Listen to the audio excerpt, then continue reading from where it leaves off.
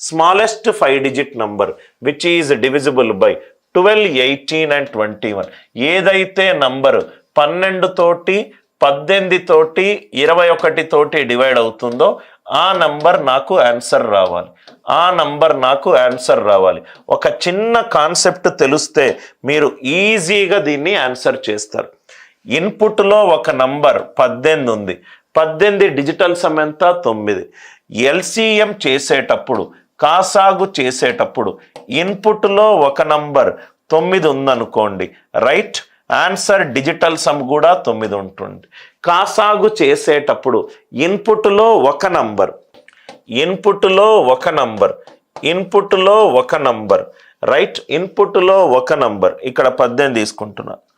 ఇన్పుట్లో ఒక number digital sum 9 ఉంటే ఆన్సర్ డిజిటల్ సమ్ కూడా 9 అవుతుంది. కాసాగు చేసేటప్పుడు ఒక నంబర్ ఇన్పుట్ గనక డిజిటల్ సమ్ 9 ఉంటే కాసాగు అప్లై చేసిన తర్వాత వచ్చిన ఆన్సర్ 9, ఆన్సర్ డిజిటల్ సమ్ 9 ఉంటుంది. 18లో digital sum 9, answer digital sum 9 ఉండాలి. అంటే ఇదైనా కావచ్చు.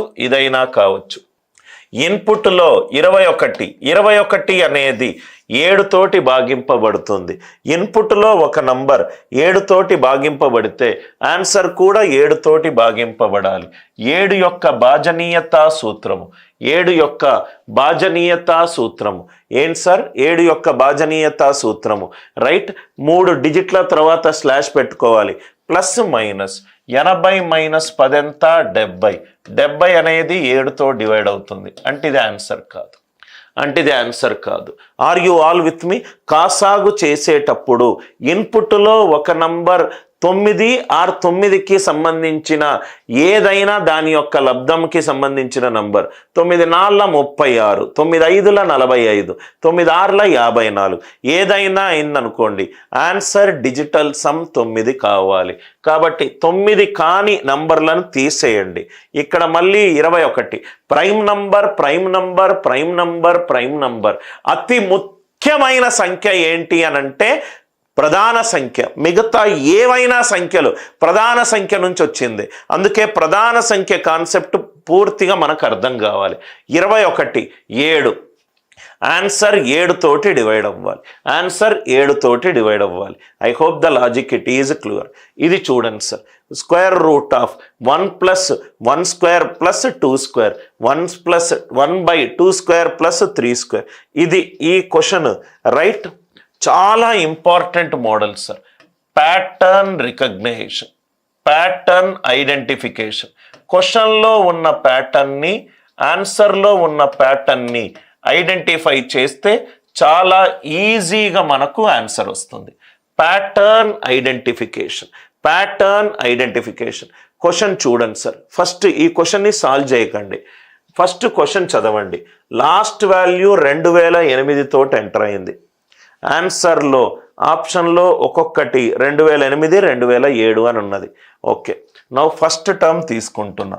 స్క్వేర్ రూట్ ఆఫ్ 1 + 1/1² అంటే 1, 1/2² అంటే 1/4.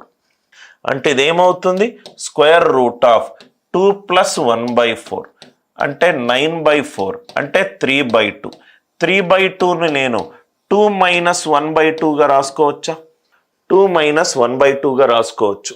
Are you all with me? అంటే మీరు ఇక్కడ కొంచెము ప్యాటర్న్ ఐడెంటిఫై చెయ్యండి సార్. ఇది 2² తోటి ఎండ్ అయింది. ఫస్ట్ వాల్యూ అనేది 2² తోటి ఎండ్ అవుతే నాకు ఆన్సర్ ఏమొచ్చింది? 2 - 1/2 వచ్చింది. అదే ఈ రెండింటిని కలిపితే ఇది 3 తోటి ఎండ్ అయింది. 3 తోటి ఎండ్ అవుతే ఆన్సర్ ఏమవుతుంది? 3 - 1/3 అయింది. ఈ రెండింటినీ కలిపితే సాల్వ్ చేసి చూడండి. అలానే ఇది 2008 తోటి ఎండ్ అవుతే ఆన్సర్ ఏమవుతుంది? 2008 - 1/2008. Beautiful application of the concept. ఫస్ట్ది 2 తోటి ఎండ్ అవుతే నాకు ఆన్సర్ 2 - 1/2 వచ్చింది. అదే ఫస్ట్ ప్లస్ సెకండ్ 3/2 + 1 + 1/4 + 1/9 అంటే 3/2 + స్క్వేర్ రూట్ ఆఫ్ 1 + 1 + 36/13/36 అంటే 7/6 7/6 ఇదేమో 9/6 అంటే ఇది ఇక్కడ 9/6 + 7/6 16/6 అంటే 8/3 3 తోటి ఎండ్ అవుతే 3 - 1/3 అయింది. 2 తోటి ఎండ్ అవుతే ఫస్ట్ ఆన్సర్ 2 - 1/2 అయింది. ఫస్ట్ రెండు టర్మ్స్ని యాడ్ చేస్తే 3 తోటి ఎండ్ అవుతే 3 - 1/3 అయింది. 2008 తోటి ఎండ్ అవుతే ఆన్సర్ 2008 - 1/2008 అయింది. అందరికీ పర్ఫెక్ట్గా ప్యాటర్న్ ఐడెంటిఫికేషన్ అందరికీ అర్థమైంది అనుకుంటా. I hope the idea it is clear.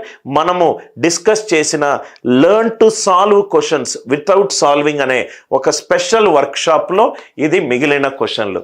ఇన్పుట్లో ఒక నంబర్ 9 తోటి డివైడ్ అవుతే ఆన్సర్ 9 తోటి డివైడ్ అవ్వాలి. ఇన్పుట్లో ఒక నంబర్ 21 7 తోటి డివైడ్ అవుతే ఆన్సర్ 7 తోటి డివైడ్ అవ్వాలి.